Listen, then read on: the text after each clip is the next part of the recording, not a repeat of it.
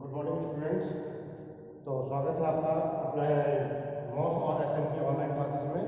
हम लोगों का चल रहा था सेंटर ऑफ ग्रेविटी, गुरुत्व केंद्र।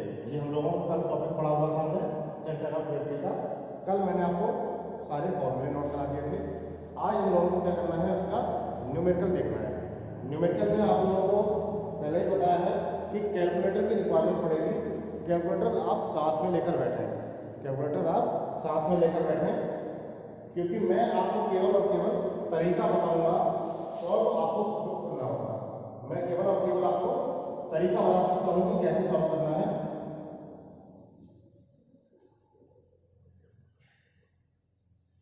साइंटिफिक कैलकुलेटर जो होता है वो आपके एग्जाम में अलाउड है,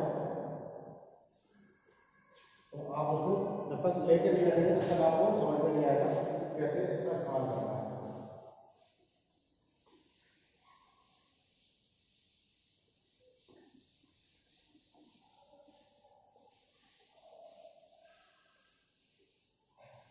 एक फॉर्मूला नोट कर लीजिए। सेंटर ऑफ ग्रेविटी का एक फॉर्मूला है निकालने का। X bar equal to a1x1 plus a2x2 plus a3x3 plus and so on divide by a1 plus a2 plus a3 plus same y bar equal to a1y1 a2y2 plus a3y3 plus and so on divide by a1 plus a2 plus a3 plus and so on.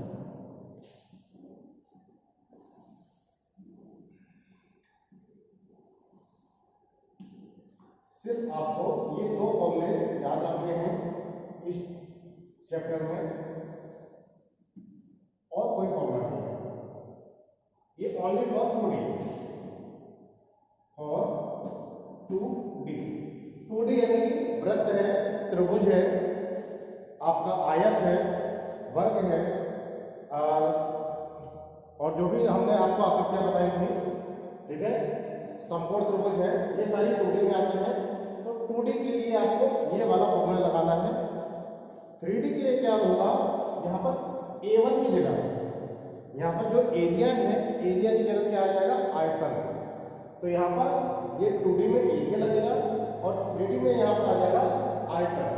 आयतन यानी कि v1x1 plus v2x2 plus v3x3 upon v1 plus v2 plus v3, same v1y1 v2y2 v3y3। और यहाँ पर आपको z बार भी अगर आपको निकालना पड़ जाए तो आप ऐसे ही v1 z1 v2 z2 v2 z3 ऐसे आपको निकालना है। 2D के लिए आप एरिया का इस्तेमाल करेंगे, यानी कि क्षेत्रफल, और 3D के लिए आप वॉल्यूम यानी कि आयतन, आयतन का इस्तेमाल करेंगे। ठीक है, 2D के लिए आपको एरिया लगाना है यहाँ पर a1x1, और 3D के लिए आपको लगाना है आयतन यानी कि volume v1 v2 v3 v3। ये दोनों फॉर्मूले नोट कर लीजिए, दोनों फॉर्मूले आपके काम के हैं। अब हम लोग देखते हैं न्यूमेरिकल, देखते हैं सीधे 2D का। मैंने बहुत ही डिटेल में आपको कल भी बताया था कि मैंने आपको अप्लाइड मैकेनिक्स में, अप्लाइड मैकेनिक्स की जब मैंने क्लास की थी, आप प्लेलिस्ट में देख लेना, अप्लाइड मैकेनिक्स में 2D का मैंने बहुत ही डिटेल में आपको न्यूमेरिकल कराए हैं। पूरी 6 लेक्चर मैंने आपको सिर्फ और सिर्फ 2D के ही न्यूमेरिकल कराए हैं। तो 2D का मैं केवल और केवल रिवीजन के तौर पर पढ़ाऊंगा, और 3D हम लोग थोड़ा सा डिटेल में देख लेंगे, जो कि हम लोगों ने पिछले में नहीं पढ़ा था।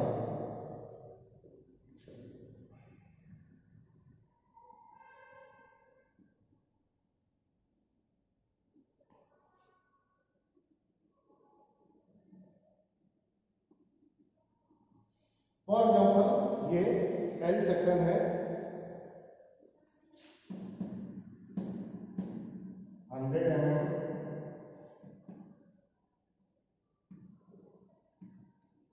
ये 10 mm, ये भी 10 mm,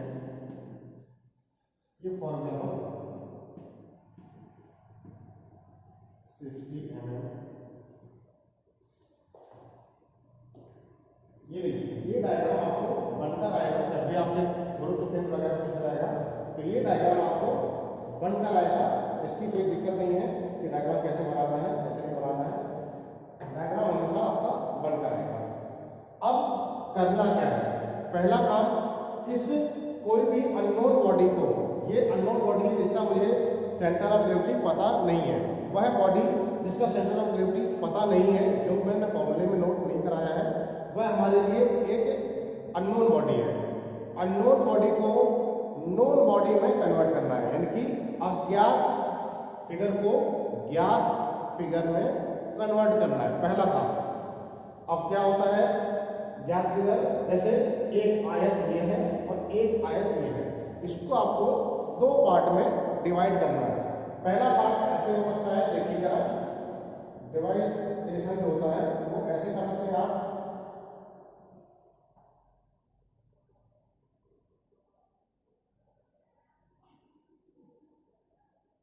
ये पार्ट 1 हो गया, ये पार्ट 2 हो गया। आप ऐसे डिवाइड कर सकते हैं या आप ऐसे डिवाइड कर सकते हैं, ये आपकी मर्जी है, ये आपकी मर्जी है।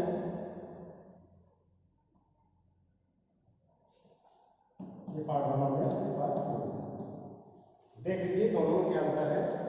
एक को मैंने आयत ये माना है, दूसरा आयत ये माना है। पहले वाले में एक आयत हो गया, दूसरा आयत ये हो गया। पहले वाले दूसरे वाले में क्या किया, एक आयत मैंने केवल यहाँ तक माना है और दूसरा आयत मैंने यहाँ तक माना है। दोनों में अंतर है, कंफ्यूज होने की बिल्कुल जरूरत नहीं है। ये आयत जो होगा वो 100/10 का होगा, 100/10 का होगा, 100/10 का होगा।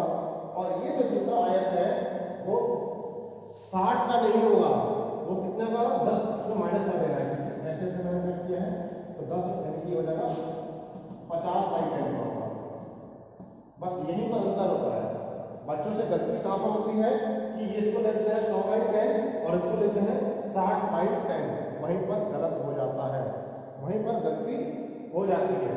अब यहाँ पर देखिए कैसे लेंगे, यहाँ पर हम लोग को ये बचेगा 90, 100 था मैंने यहाँ से कट कर दिया, 10 mm नीचे छूट गया, तो ये हो जाएगा 90/10, ये हो जाएगा 60/10। ध्यान से देखो कैसे करना है आपको। इसका मुझे केंद्र पता है, इसका मुझे केंद्र पता है, इसका पता है, इसका पता है, इन दोनों को मुझे फॉर्मूले में रख देना है और जोड़ देना है। क्लियर? अब पता चल गया कि कैसे किसी भी सेक्शन को कट करना है। गलती होती कहां पर होती है, बच्चे क्या करते हैं, 100/10 का एक लेते हैं और 60/10 का दूसरा ले लेते हैं, वो गलती हो जाती है। क्योंकि 100 ये वाला जो पोर्शन है, ये जो पोर्शन है ये इस वाले आयत में भी है और इस वाले आयत में भी है, तो इस वाले जो पोर्शन को आपको किसी एक में ही शामिल करना है, या तो ऊपर शामिल कर लो या इसमें शामिल कर लो। ठीक है, तो ये वाला जो पोर्शन जो है वो डबल यूज हो जाता है, इसीलिए बच्चों से गलती हो जाती है, सवाल गलत हो जाता है। तो ये चीज का आपको खास ध्यान रखना है कि या तो आप इस वाले पोर्शन को इसमें कवर करो या फिर इसमें कवर करो, बात एक ही है, गलती नहीं होगी, आपका सवाल गलत नहीं होगा।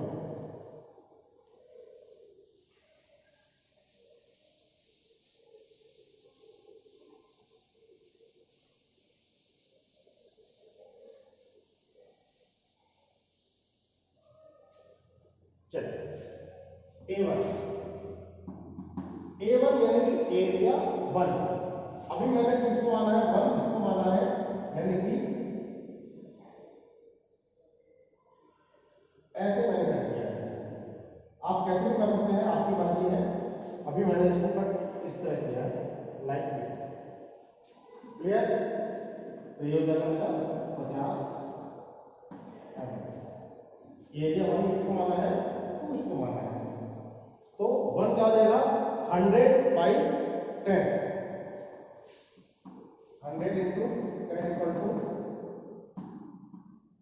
1000 mm²। A1 हो गया। x1, अब ध्यान दीजिए जरा, x1 क्या होगा, x2 क्या होगा। इसका केंद्र मुझे पता है,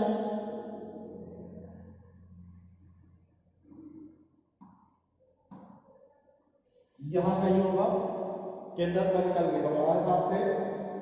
इसका भी मुझे केंद्र पता है, यहां कहीं होगा, बिल्कुल मिड में।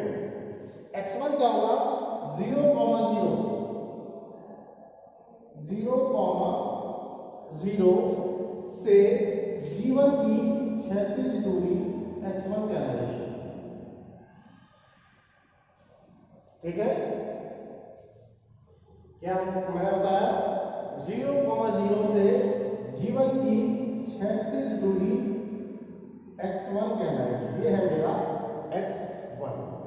कितना है,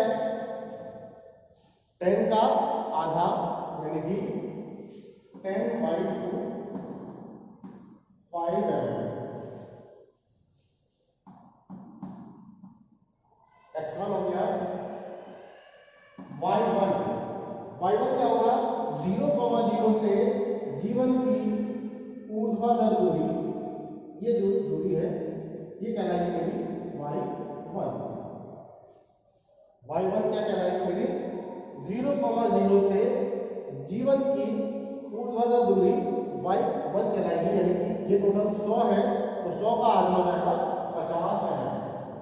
100/2 यानी कि 50 mm। एरिया 1 कंप्लीट हो गया। अब आते हैं 2 पर। A2 कितना है, अब मेरा ये वाला 60 नहीं लेना है, मुझे लेना है 50/10। A2 है मेरा 50/10 यानी कि 500 mm²। x2 क्या होगा, x2 जो है 0,0 से G2 की जो दूरी है वो कहलाएगी x2। ठीक है, और जो मेरा एरिया 2 है वो स्टार्ट यहां से हो रहा है, तो इससे पहले की मुझे पूरी दूरी लेनी है, यानी कि कितना, 10 पूरा और प्लस 50/2। देखिए मैं क्या लिख रहा हूं, 10 + 50/2। आपको सीधे 30 नहीं लेना है, 30 लेते ही आपका गलत हो जाएगा, 25 लेते भी आपका गलत हो जाएगा। आपने 60/2 किया, 30 लिखा, गलत हो जाएगा। आपने 50/2 किया, 25 लिखा, वो भी गलत हो जाएगा। दोनों ही गलत है, ना 30 सही है ना ही 25 सही है। अब क्या सही है, 10 पूरा लेंगे प्लस इतना आधा प्लस 25/2, 10 + 25 हो जाएगा 35 mm। क्लियर, ना 30 सही है ना 25 सही है, क्या सही है, 35 mm मेरा राइट है x2 का। गलती यहीं पर होती है, इसीलिए मैं आपको जोर देके बता रहा हूँ कहां पर गलती होती है। कि आप बच्चा देखता है 60 है, 60/2 कर दिया और आगे बढ़ गया। बच्चा देखता है अच्छा 50 है, 50/2 कर दिया, आगे बढ़ गया। दोनों ही गलत है, दोनों ही गलत है। आपको क्या करना है, 10 + 50/2। y2 क्या है, 0 से G2 तक की क्षैतिज दूरी, ऊर्ध्वाधर दूरी, ये है मेरा y2। ये आपको सीधे सीधे दिख रहा है 10/2 यानी कि 5 mm। ये देखिए, ये आ गया, A1 आ गया, x1 आ गया, y1 आ गया, A2 आ गया, x2 आ गया और y2 आ गया। फॉर्मूले में रखना है x bar equal to A1x1 plus A2x2 upon A1 plus A2। ये फॉर्मूला आपको याद होना चाहिए। A1 का मान है 1000 इंटू x1 का मान है 5 mm प्लस A2 का मान है 500, x2 का मान है 35 mm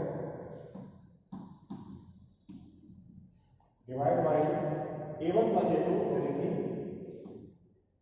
1000 plus 500।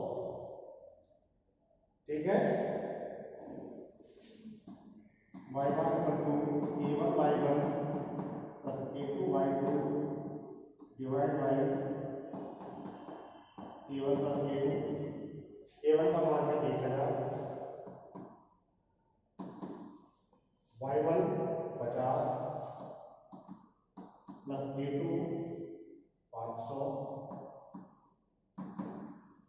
y2 5 divide by 1000 plus 500। बस यहीं तक का काम मेरा है, आगे का काम कैलकुलेटर का है, यानी कि आपका है। मेरे पास कोई कैलकुलेटर नहीं है, आप अपने कैलकुलेटर में इसको रखें, मान निकालें और फिर इसका आंसर नोट कर लें। ठीक है, इसके आगे का काम कैलकुलेटर का है, क्योंकि देखता हूँ कितना सॉल्व कर सकता हूँ। ये हो जाएगा 5000 प्लस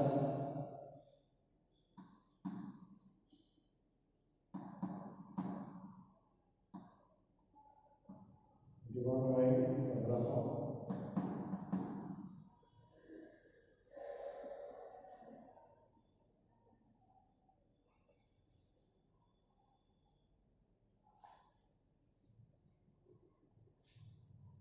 और 25 के 5 2 5 2 15 16 17। ठीक है, ठीक है, आप बाकी देख लेना।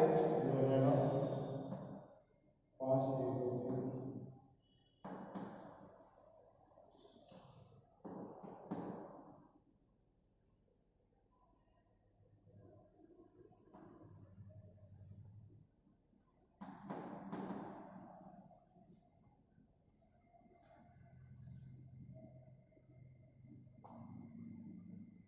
क्लियर?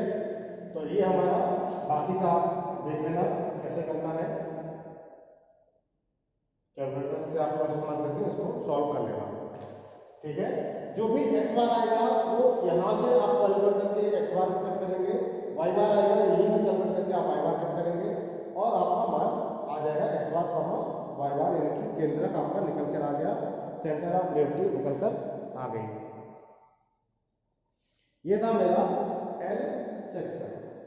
ये तरीका होता है। एक सवाल और करते हैं, इससे आपको और क्लियर हो जाएगा। आगे का काम फिर से बता दूं, कैलकुलेटर का है, आप कैलकुलेटर इस्तेमाल कीजिए और उसका आंसर निकालिए।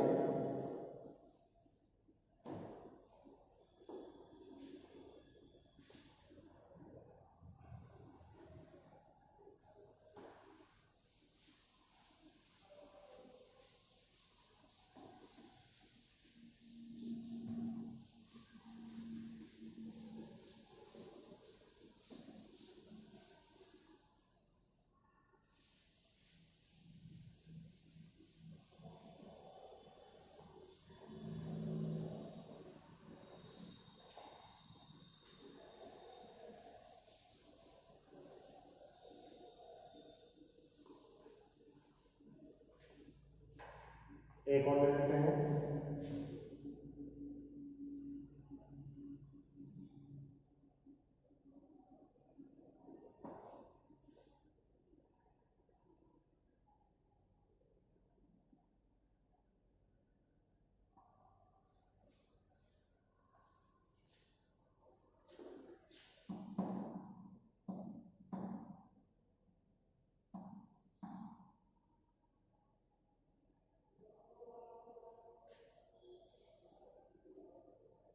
थोड़ा सा कैलकुलेटर ले लीजिए, 90 ले लेते हैं।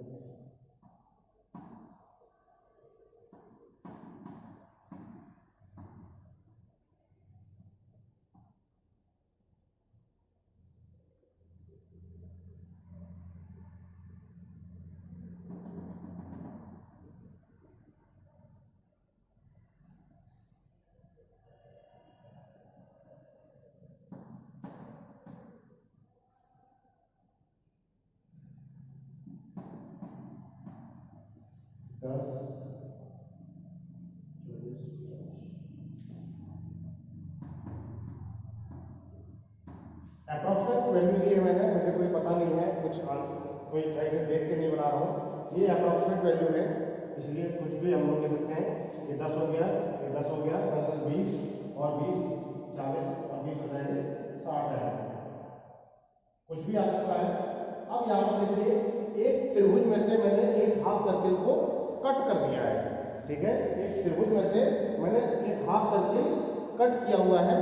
कट के पोर्शन में क्या होता है, जैसे हम लोग करते हैं a1x1 प्लस a2x2, यहाँ पर क्या हो जाएगा a1x1 माइनस a2x2 हो जाएगा। बस इतना सा ध्यान रखना है कि त्रिभुज में से के एरिया से मुझे ये वाला एरिया कट कर लेना है, माइनस कर लेना है, ठीक है। नीचे भी आ जाएगा a1 minus a2, a1 minus a2।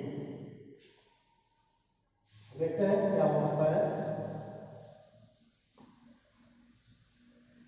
अभी भी मुझको क्या करना है, इस त्रिभुज का एरिया 1 मानना है, ये त्रिभुज का एरिया 1 हो गया, ये एरिया मेरा 2 हो गया। दो एरिया है मेरे, एरिया 1 और एरिया 2। इसका मुझे पता है वृत्त केंद्र G1 हो गया, इसका भी मुझे पता है, ये हो जाएगा G2। दोनों का भी वृत्त केंद्र मैंने कल लिखवाया था आपको पता होना चाहिए। चलिए अब हम लोग आते हैं 1 पर। एरिया 1 1/2 आधार गुणित ऊंचाई या, ठीक है। त्रिभुज का क्षेत्र होता है 1/2 आधार गुणित ऊंचाई हो जाएगा 30।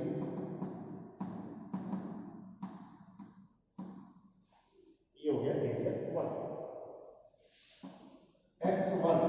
x1 क्या होगा, 0,0 से, ये रहा मेरा 0,0 से G1 की क्षैतिज दूरी x1 कहलाएगी। और कल मैंने आपको लिखवाया था क्या होती है, b/3। कल मैंने आपको लिखवाया था b/3। अगर मैंने इसको बेस मान लो तो ये हो जाएगा b/3 और ये हो जाएगा मेरा h/3। यहाँ से दूरी है हो जाएगी h/3, यानी कि x1 हो जाएगा मेरा 60/3 20 mm और y1 जो हो जाएगा मेरा हो जाएगा, ये हो जाएगा y1 यानी कि h/3 90/3 30 mm। x1 आ गया, y1 आ गया। a2 क्या था, पाई r square by 2। Pi r square half circle है तो हाफ सर्किल का हो जाएगा पाई r स्क्वायर बाई 2।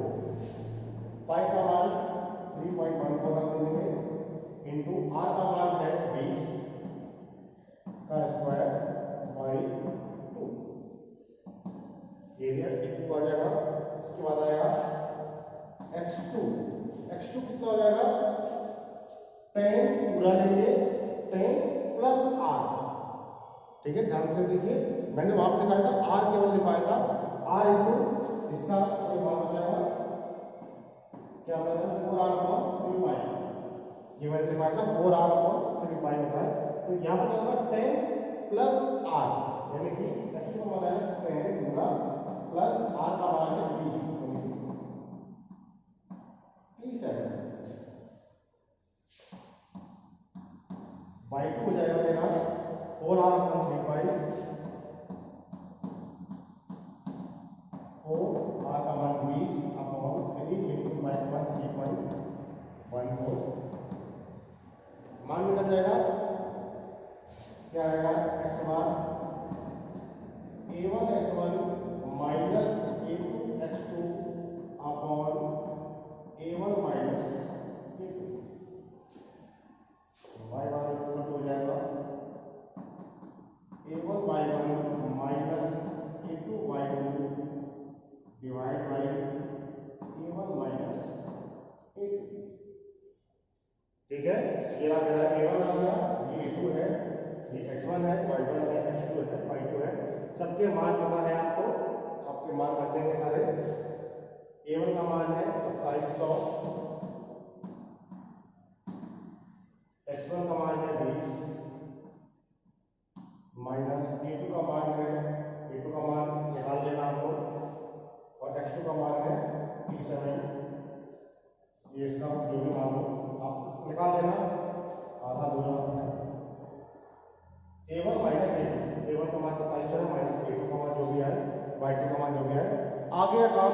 आपका है कैलकुलेटर का है, आगे का काम कैलकुलेटर का है। आप कैलकुलेटर लेकर बैठे, इसको सॉल्व करें और आपका आंसर निकल आएगा। मैंने केवल तरीका बताया है कि ये तरीका होता है किसी भी अननोन बॉडी का आपको सेंट्रॉइड निकालना है, केंद्रक निकालना है, आपको गुरुत्व केंद्र निकालना है, तो ये तरीका है। क्लियर? तो यहाँ पर 2D के लिए मैंने आपको फिर से बता दूं, 2D मैंने बहुत ही डिटेल में करा रखा है, आपको वहाँ पर ही जाकर सॉल्व करना पड़ेगा, वहाँ पर ही जाकर पढ़ना पड़ेगा। अब मैं आता हूँ सीधे 3D पर। अब मैं आता हूँ सीधे 3D पर।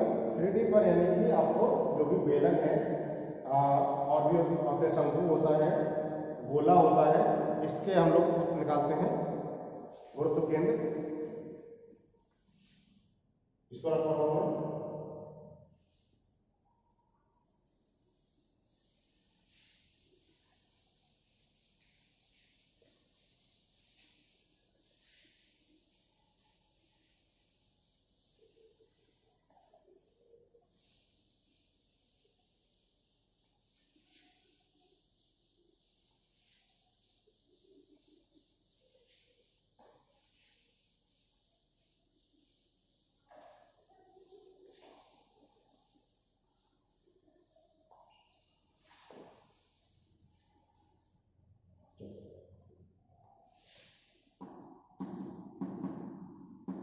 थ्री में पहले लेते हैं बेलन, लेते हैं बेलन, यानी कि सिलेंडर शेप जो होती है,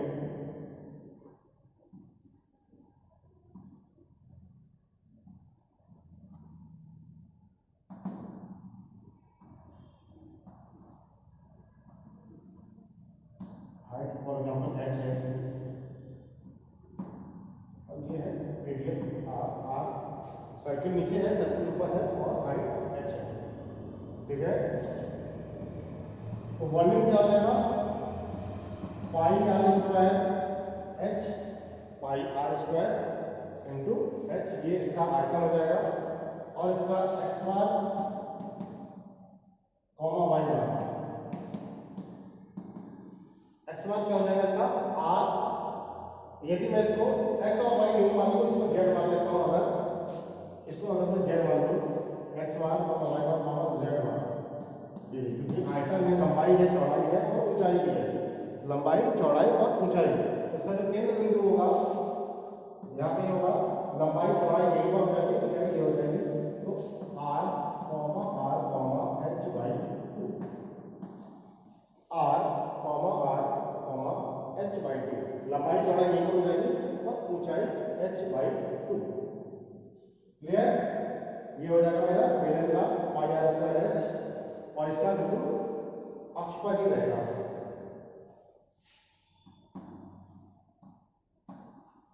अगर मैं बात करूं गोला, स्क्वायर की बात करूं, ये मेरा सिलेंडर था,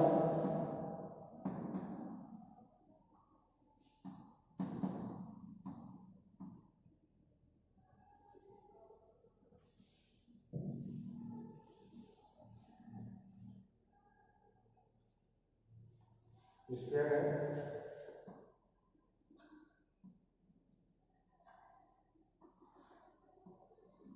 ये भी आर होगा, ये भी आर होगा।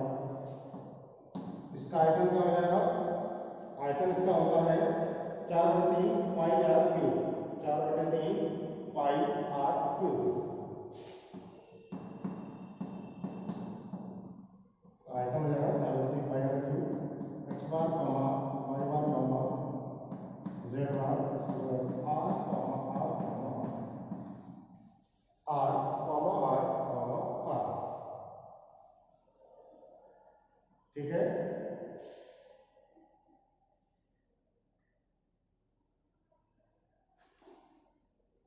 नोट कर लीजिए दोनों, बेलन और गोला, दोनों नोट कर लीजिए, बेलन और गोला। थर्ड होता है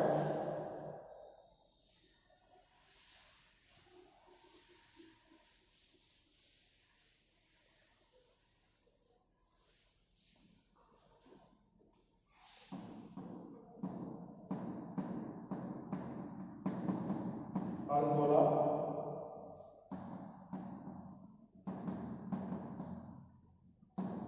एनी स्क्वायर क्या होगा बोला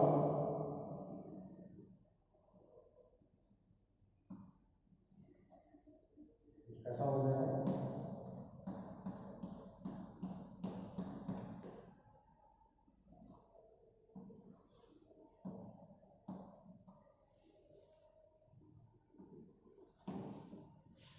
आर हो जाएगी ये होता है 4r अपॉन 3 पाई, ये होता है 3r बाई 8, 3r बाई 8 यहाँ से लेके यहाँ तक हो जाएगी 3r बाई 8 और ये हो जाएगा बाई 2 कर देंगे एरिया वॉल्यूम इसका क्या हो जाएगा 2/3 pi r cube, just half कर देंगे तो हो जाएगा 2/3 pi r cube x1 y1 z1। x और y इसका तो r r ही होगा r r 3r by 8 r 3r by 8। मैं इसको नीचे के बेस को x मार रहा हूँ, नीचे ही जो y होती है y मार रहा हूँ, z केवल ऊंचाई में मार रहा हूँ, ऐसा इसलिए कर रहा हूँ। तो ये हो गया मेरा अर्धगोला। अब आता है मेरा शंकु। नेक्स्ट है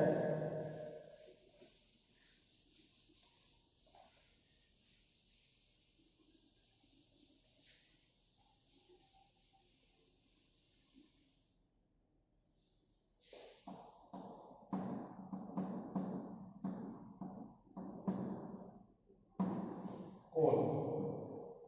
कोन का क्या होगा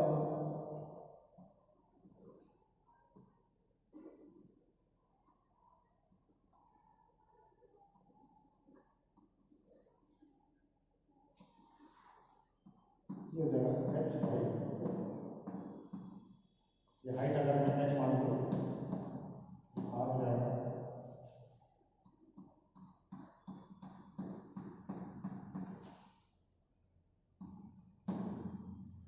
इसकी अगर मैं आयतन की बात करूँ तो आएगा 1/3 pi r square h,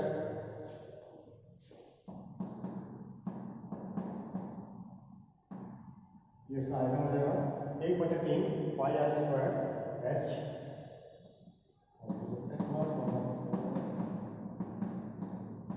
x y यहाँ पर भी r का मान है h बाई 4 h बाई 4।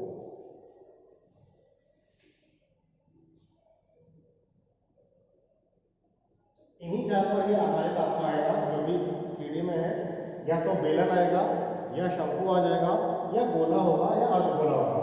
यहाँ पर कुछ भी दूसरा कोई भी ऑब्जेक्ट यहाँ पर नहीं है, तो इन्हीं चार में से आपको कुछ ना कुछ घुमा फिरा कर कुछ ना कुछ ऐड करके कुछ ना कुछ रिमूव करके इन चार में से ही आएगा। क्लियर? तो इन चार के अलावा आपको कुछ भी और पढ़ने की ज़्यादा जरूरत नहीं है। नोट कर लीजिए इसको।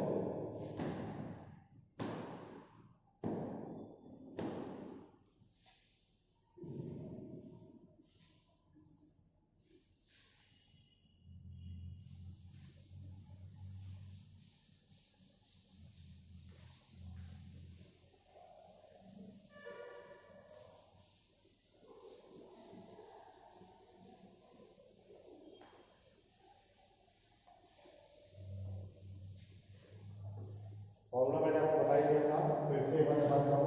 सर इसका हो जाएगा v1x1 plus v2x2 plus v3x3 plus and so on divide by v1 plus v2 plus v3 प्लस एंड सो ऑन v1y1 plus v2y2 plus v3y3 plus and so on divide by v1 plus v2 plus v3 plus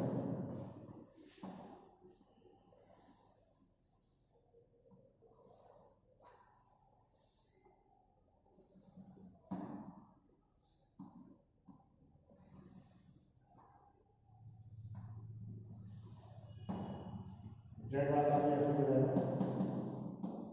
B1 Z1 plus B2 Z2 plus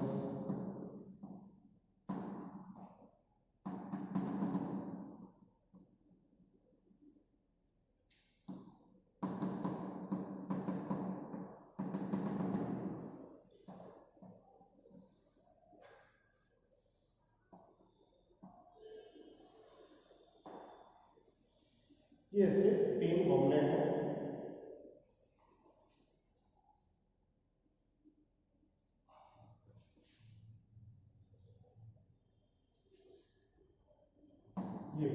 ये हाथ है मेरा 3D के लिए, ठीक है। अब इस पर बेस्ड न्यूमेरिकल हम लोग कल देख लेंगे, एक क्लास और ही। तो इस पर बेस्ड हम लोग कल न्यूमेरिकल देखेंगे। कुछ आपके जो डाउट्स हैं या आएंगे वो हम लोग भी कल देख लेंगे, या और भी कोई आपको समस्या हो तो आप बता देना, मुझे कमेंट्स कर देना, उसको भी मैं कल डिस्कस कर लूँगा, ठीक है। ज़्यादा बिल्कुल 1 मिनट से पढ़ने की जरूरत नहीं है, आप इसको आराम आराम से पढ़िए।